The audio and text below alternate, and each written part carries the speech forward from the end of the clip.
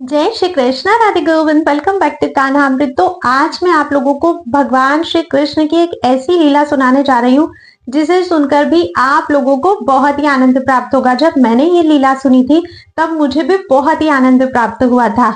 ये कथा जो है ये है प्रिया दास जी से जुड़ी हुई। प्रिया दास जी जिन्होंने भक्तमाल ग्रंथ को लिखा है। सर्वप्रथम नाभा गोस्वामी ने भक्तमाल ग्रंथ को लिखा था, लेकिन वो थोड़ा मुश्किल था हम सभी के लिए समझना।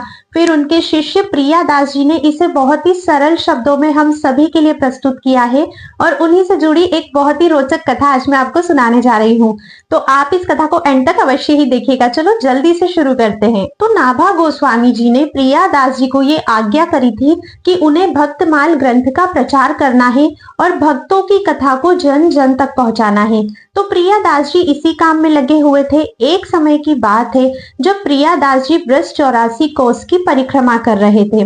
परिक्रमा करने में बीच में एक होडल नाम की भी स्थान आता है जो कि पलवल के बिल्कुल पास होता है, जो ब्रज 84 की यात्रा में ही आता है। उस होडल नामक स्थान पे लाल दास जी नाम के एक महात्मा रहते थे। वो महात्मा बहुत ही सिद्ध थे वहां पर और उनका वहां पर एक मंदिर और उनके अपने ठाकुर भी थे। अब संयोग से हुआ क्या, जब प्रियादास जी परिक्रमा कर रहे थे तो होता है ना कि हम रेगुलर परिक्रमा नहीं करते हैं, कुछ समय के लिए विश्राम कहीं पर रुक के किया जाता है। तो उस समय प्रियादास जी का जो पड़ाव था वो संयोग से होडल में ही पड़ा। अब लाल दास जी प्रियादास जी के बारे में जानते थे और ये भी जानते थे कि वो भक्तमाल की कथा बहुत अच्छी करते हैं। लाल दास जी ने बिल्कुल मौका नहीं छोड़ा और जल्दी से वे जैसे ही प्रियादास जी विश्राम करने के लिए रुके तब उनके जो भी उनका ठिकाना था, जो भी उनका स्थान था, वहां पे गए और लाल दास जी ने उनसे आग्रह किया कि प्रियादास जी, अब क्योंकि आप होडल आ ही गए हैं, लगता है ये सब ठाकुर जी की ही इच्छा है, तो क्यों ना आप हमारे ठाकुर जी को भक्तमाल की कथा 3-4 दिन सुना दीजिए। प्रियादास जी को तो भक्तमाल का प्रचार करने की आज्ञा मिली हुई थी। प्रियादास जी ने लाल दास जी की स्वीकृति दे दी। अब यहाँ क्या होता है, प्रियादास जी ने सोचा कि 7-8 दिन रुककर क्यों ना यहाँ पर भी सभी ब्रज भक्तों को भक्तमाल की कथा सुनाई जाए। अब इधर कथा प्रारंभ हो जाती है। लाल दास जी के जो ठाकुर थे वो कथा पांडाल में आ जाते हैं। बहुत सारे भक्त वहां पर आते हैं क्योंकि ब्रजवासी थे, सभी लोग बड़े ही श्रद्धालु थे और बहुत सारे बंधु बांधव वहां पर कथा सुनने के लिए आते हैं। लेकिन किसी को भी नहीं पता था कि उन लोगों की भीड़ में वहां पर 4 चोर भी आते हैं। और देखो चोरों का क्या काम होता है, चोर जहां भी जाता है वो तो अपने ही काम में लगा रहता है। बाकी सब लोग तो वहां कथा सुनने आते थे, लेकिन वो जो 4 चोर थे वो वहां कथा सुनने नहीं आते थे, वो अपनी जुगाड़ में आते थे कि कहीं से कुछ चोरी कर ले, किसी का कुछ ले ले, किसी का कुछ छीन ले। उनके मन में बस यही चलता रहता था। लेकिन बहुत पुराने समय की बात है और ये सत्य घटना है जो मैं आपको बता रही हूँ। श्री भक्तमाल जी के महात्म्य में ये लिखी हुई भी है। तो उस समय कोई भी महिलाएं इतने ज्यादा आभूषण या सोने के आभूषण पहनकर तो कथा में जाती नहीं थी। तो चोरों को वहां पर चोरी करने के लिए कुछ भी नहीं मिल रहा था, वे बस इधर उधर देखते रहते। ऐसे करते करते 2-4 दिन बीत गए। फिर एक चोर की नजर जो है वो ठाकुर जी पर पड़ती है, लाल दास जी के ठाकुर जी के ऊपर। वो बोलता है, बहुत ही पीले पीले चमक रहे हैं ठाकुर, तो बहुत ही ज्यादा दमक रहे हैं। ऐसा करते हैं, सब कुछ छोड़ते हैं, क्यों ना चोरों के सिर मोर पर ही हाथ डाला जाए, ठाकुर जी को ही चुरा लिया जाए। मंदिर में भी कितने सारे चांदी के बर्तन रखे हुए हैं। अब वो लोग आपस में ऐसी चर्चा कर रहे हैं चारों चोर। तो दूसरा चोर कहता है कि अरे चोरी तो कर ले पर गर्भगृह तक कैसे जाएंगे, वहां जाना तो बहुत मुश्किल है। दूसरा बोलता है उसकी चिंता तुम बिल्कुल मत करो, अब हम ऐसा करते हैं कि आज रात हम लोग यहीं रुक जाते हैं। और दिन तो सब लोग चले जाते थे, कुछ लोग ठहरते थे। अब आज उन चोरों ने विचार विमर्श किया कि आज रात हम लोग यहीं रुक जाते हैं सोने के बहाने से और देख लेंगे कि पुजारी जी चाबी कहाँ पर रख रहे हैं। जैसे ही पुजारी जी चाबी रख कर जाएंगे और सब लोग सो जाएंगे, तब फिर हम चाबी लेकर और अपना हाथ साफ कर लेंगे। सभी लोगों ने ये चीजें डिसाइड कर ली और वो जितने भी चोर थे वो सभी वहां पर सो गए उस रात्रि में। अब चोर तो चालाक होते ही हैं, सब लोग तो सो गए लेकिन वो लोग जग रहे थे। अब देखो पुराने समय में मंदिरों में कोई चोरी तो हुआ नहीं करती थी, तो पुजारी जी भी इतना छुपाकर चाबियां नहीं रखते थे। तो नॉर्मल पुजारी जी ने चाबी रखी। अब उन चारों चोरों ने देख लिया कि चाबी कहाँ पर रखी है।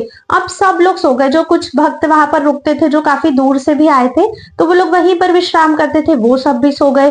प्रिया दास जी भी सो गए, लाल दास जी भी सो गए, उनके सभी भक्तजन भी सो गए, सभी लोग सो गए। अब आधी रात का समय था और मौका देखकर वो चारों चोर उठे। अब चारों चोर जैसे ही उठे, पता तो था ही कि पंडित जी ने चाबी कहाँ पर रखी है। चाबी निकाली, गर्भगृह खोला और बस लगे सामान उठाने, सारे बर्तन उठा लिए, ठाकुर जी के सब आभूषण उठा लिए। चलो बर्तन उठाए वहां तक ठीक था, ठाकुर जी के आभूषण बोरे में भरे वहां तक भी ठीक था। हद तो तब हो गई जब उन चारों चोरों ने इन सभी चीजों के साथ, बर्तनों के साथ, ठाकुर जी की पोशाक, मालाएं, आभूषणों सभी के साथ ठाकुर जी को भी बोरे में भर लिया। कहने लगे ये ठाकुर भी बहुत ज्यादा दमक रहे हैं, क्यों ना इन्हें भी साथ लेकर चला जाए। अब उन्होंने ठाकुर जी को भी बोरे में भर लिया, ये बोरा बांधा और वो तो जो भागे कि त्यों भागे, वो लोग तो अपने स्थान पर चले गए। अब इधर मंगला का समय हुआ, सुबह 4 बजे जब सब लोग उठे, जैसे ही मंदिर का पट खोला और ये देखा कि ठाकुर जी वहां पर नहीं है, प्रियादास जी तो यो रोए कि त्यों रोए। मतलब प्रियादास जी इतना रोने लगे, इतना रोने लगे। लालदास जी को तो कुछ सुधी नहीं थी, क्योंकि ठाकुर लालदास जी के थे। लालदास जी भी बहुत ज्यादा विलाप करने लग गए। प्रियादास जी ने तो यहाँ तक कह दिया कि ये सब कुछ मेरे कारण हुआ है, ना तो यहाँ पर मेरी भक्तमाल की कथा होती, ना ही आपके ठाकुर बाहर आते, ना ही कथा में इतने सारे लोग आते, ना ही चोर आते और ना ही ठाकुर जी चोरी होते। प्रियादास जी को बहुत दुख हुआ। प्रियादास जी ने तो यहाँ तक कह दिया कि अब आज से मैं कभी भी भक्तमाल की कथा नहीं कहूंगा, क्योंकि नाभा गोस्वामी ने तो मुझे कहा था कि ठाकुर जी को भक्तमाल की कथा बहुत अधिक प्रिय है, लेकिन ये झूठ है।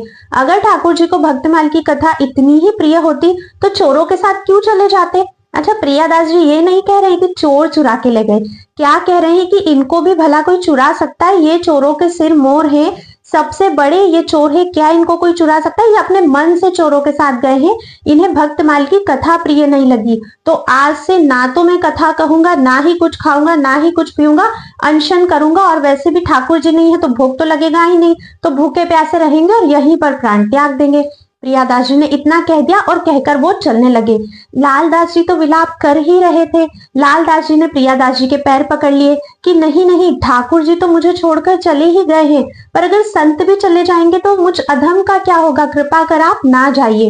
इस तरह से जितने भी महात्मा थे, जितने भी भक्त जन थे, सभी रोने लगे, सभी विलाप करने लगे। अब इधर तो सभी महात्मा रो रहे थे, अब उधर चोरों का क्या हाल था। तो चोर आराम से बोरा लेकर अपने स्थान पर पहुंच गए।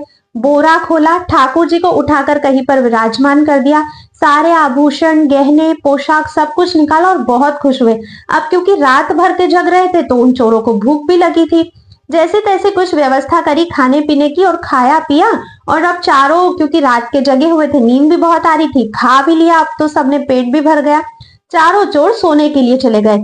अब जैसे ही चारों सोने गए और आंखें बंद करी, ठाकुर जी तो चारों के स्वप्न में एक साथ आ गए। अब जैसे ही उन्होंने देखा, बोले अरे प्रभु आप, तो बोले हाँ मैं। तो आप कौन हो। वही हूं जिसे तुम बोरे में भरकर लेकर आए हो। तो प्रभु क्या हो गया। तुम लोगों ने मुझ पर दोहरे दुख डाले हैं, मैं तुम लोगों पे चौहरे दुख डालूंगा। ऐसा लालदास जी के ठाकुर उन चोरों से कहने लगे। और चोर तो घबरा गए कि अब इनको क्या हो गया। चोरों ने, मतलब सबके सपने में एक साथ ठाकुर जी आ रहे हैं, ठीक है। अब चोरों ने पूछा कि प्रभु हुआ क्या है, ये तो बताइए। अरे हुआ क्या है का क्या मतलब है, ब्रिज का ठाकुर हूं मैं, और ब्रिज में कहावत है, ऐसो चटक मटक को ठाकुर तीनों लोकन में है नाय। वहां पर मुझे कितनी बार भोग लगाया जाता है, अभी तक तो कितनी बार मेरी पेट पूजा हो जाती, मुझे आरती हो जाती, श्रृंगार हो जाता, स्नान हो जाता, वो सब तुमने छुड़वाया। जब से लेकर आए हो दोपहर हो गई, अभी तक खाने को तुमने मुझे कुछ भी नहीं दिया, मुझे बहुत तेज भूख लगी है। दूसरा, मेरी कथा छुटी जो अलग, देखो सीधे सीधे बता रहा हूं, जैसे मुझे लेकर आए हो वैसे ही मुझे वापस जल्दी से जल्दी छोड़कर आ जाओ, वरना मुझे तो तुम लोगों ने दोहरे दुख दिए हैं, तुम पर चौहरे दुख में डालूंगा। अब जैसे ही ठाकुर जी सुनते, चारों चोर एक साथ चौकन्ना होकर खड़े हो जाते हैं और जैसे ही उठते हैं चारों आपस में बात करने लगते हैं। ठाकुर जी ने स्वप्न में ये कहा, ठाकुर जी ने स्वप्न, सभी का स्वप्न समान था, बहुत डर जाते हैं और बोलते अरे इस बार तो बहुत बड़ी गलती हो गई, अब क्या करें। तो अब करना क्या है ये भी ठाकुर जी उनको स्वप्न में बता के गए थे। देखो अगर अपनी सलामती चाहते हो तो मुझे पालकी में बिठाओ, मेरा भव्य डोला निकालो और कीर्तन करते हुए मुझे लालदास जी के यहाँ छोड़कर आओ। जितने आभूषण, जितने बर्तन, जितनी चीजें तुम लालदास जी के यहाँ से लेकर आए हो वो सब, उसके अलावा अभी तक तुम लोगों ने जितनी भी चोरियां की है और जितना भी माल तुम्हारे पास है सभी कुछ लेकर मुझे लालदास जी के यहाँ छोड़कर आओ, वरना तुम लोगों की खैर नहीं। अब चोरों को तो पता ही था क्या करना है, क्योंकि ठाकुर जी आज्ञा दे चुके हैं। बस जिस हालत में थे उसी हालत में उठे, सुंदर सी पालकी ठाकुर जी के लिए तैयार करवाई, कीर्तन की व्यवस्था करवाई, भव्य डोला बनवाया और जितनी सामग्री थी उनके पास, वो देखो ठाकुर जी की लीला देखो, वो चोर वहां जितना चुरा के लाए थे उससे कई गुना उन्हें वापस करना पड़ा। जीवन भर में जितना भी चोरी का माल उन लोगों ने इकट्ठा किया था सारा भरकर लालदास जी के यहाँ जा रहे हैं। तो ठाकुर जी की लीला तो अद्भुत है। अब जितने भी चोर थे, 4 चोर थे, चारों ने चारों तरफ से पालकी उठा ली, पालकी में ठाकुर जी को बड़ा सुसज्जित करके विराजमान कर दिया और चारों चोर सभी सामान लेकर कीर्तन करते हुए अब लालदास जी के यहाँ पर जा रहे हैं। रास्ते से जा रहे थे तभी लालदास जी के यहाँ तो सभी महात्मा रो ही रहे थे। एक महात्मा ने देखा कि ये दूर से भव्य शोभा यात्रा जैसा क्या आ रहा है, लगता है कोई कीर्तन मंडली जा रही है, कोई डोला निकल रहा है, पास कर चलकर देखते हैं। वो थोड़ा पास जाते हैं, पास से देखते हैं तो बोले अरे ये तो लालदास जी के ठाकुर लग रहे हैं। और थोड़ा पास जाते हैं और उन चोरों से पूछते हैं भैया कहाँ लेकर जा रहे हो ठाकुर जी को, कहाँ जाना है। अब वो चोर भी बोल देते हैं हम तो लालदास जी के यहाँ। अरे वो जैसे ही महात्मा सुनते हैं कि लालदास जी क्या जा रहे हो, वो तो वहां से उल्टे पैर भागते हैं लालदास जी के पास। अरे लालदास जी, अरे लालदास जी, आपके ठाकुर कहीं चोरी नहीं हुए, वो तो घूमने फिरने गए थे, भव्य शोभा यात्रा में घूम रहे हैं और यहीं पर पधार रहे हैं। अब जैसे ही लालदास जी ये सुनते हैं उनकी निगाह तो दरवाजे पर ही अटकी रहती है। जैसे ही चोर भगवान का डोला लेकर वहां पर आते हैं, सर्वप्रथम अपने ठाकुर को लेकर उनके स्थान पर विराजमान करते हैं और ज्यादा फुट फुट कर रोने लगते हैं। चोर कहते हैं अरे अरे बाकी सब बातें बाद में करना, ये भूख से मरे जा रहे हैं, सबसे पहले तो इनको भोग लगाओ। अब रसोई तो बनी नहीं थी क्योंकि सुबह से सब लोग ठाकुर जी के गुम होने की चिंता में थे। भव्य सुंदर रसोई ठाकुर जी के लिए बनाई जाती है, रसोई बनती है और फिर ठाकुर जी को भोग लगाया जाता है। अब ठाकुर जी को भोग लग गया, ठाकुर जी की सभी सेवा हो गई। अब लालदास जी और प्रियादास जी उनसे पूछते हैं अरे भाई तुम लोग कौन हो और क्यों हमारे ठाकुर को लेकर सभी दूर घूम रहे हो, कैसे क्या हुआ, जल्दी जल्दी सारी बातें बताओ। वो चोर बोलते हैं भले ही आप हम लोगों को सूली पर चढ़ा दीजिए, फांसी पर लटका दीजिए, पर अब हम झूठ तो बिल्कुल नहीं बोलेंगे। एक बार हम गलत काम कर चुके हैं, अब बिल्कुल भी नहीं करेंगे। और वो चोर सारी बातें बता देते हैं कि हम कथा में आया करते थे, चोरी के उद्देश्य से आते थे, फिर हमने कैसे कैसे चोरी की, सभी कुछ। अब वो प्रियादास जी पूछते हैं कि ठीक है चुरा कर तुम ले गए थे तो वापस क्यों आए फिर तुम लोग। तब ठाकुर जी ने जो जो कलाकारी करी, जो जो लीलाएं ठाकुर जी ने उनके साथ करी, वो सब कुछ खुल के बता देते हैं। और जैसे ही प्रियादास जी ये सुनते हैं कि तुमने मेरी कथा छुड़वाई, भक्तमाल की कथा के बिना मैं रह नहीं सकता हूँ, वैसे ही प्रियादास जी भुजा उठाकर कहते हैं कि नाभा गोस्वामी ने जो कुछ भी कहा था वो सभी कुछ सच था। ठाकुर जी भक्तमाल कथा के रसिया है, भक्तमाल की कथा ठाकुर जी को अत्यंत प्रिय है और जब तक ठाकुर जी के कानों में अपने भक्तों का रस नहीं जाता, उनका सुयश नहीं जाता, तब तक उन्हें चैन नहीं मिलता है। आप लोगों को पता है अयोध्या में कनक बिहारी जी हैं, आप लोग कभी वहां जाना और देखना, अयोध्या के कनक बिहारी जी को डेली भक्तमाल कथा सुनाई जाती है।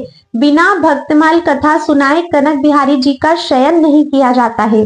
तो ठाकुर जी को भक्तमाल की कथा बहुत अधिक प्रिय है और ये कथा उसी को सुपुष्ट करती है कि ठाकुर जी को ये कितना अधिक प्रिय है। आई होप आप लोगों को ये छोटी सी कथा पसंद आई होगी। अगर ये कथा आपको पसंद आई है तो इस वीडियो को इतने ज्यादा लोगों को शेयर कीजिए ताकि सभी तक ये इन्फॉर्मेशन पहुंच सके और ठाकुर जी की ये जो छोटी छोटी सी लीलाएं होती है ना अपने भक्तों के साथ, सभी लोग इन लीलाओं का आस्वादन कर सके। आज की वीडियो में बस इतना ही था। अगर थोड़ा भी वीडियो पसंद आया है तो चैनल को सब्सक्राइब किए बिना और वीडियो को लाइक किए बिना बिल्कुल भी मत जाइएगा। अब मैं आप सभी से मिलती हूँ नेक्स्ट वीडियो में, तब तक के लिए राधे राधे।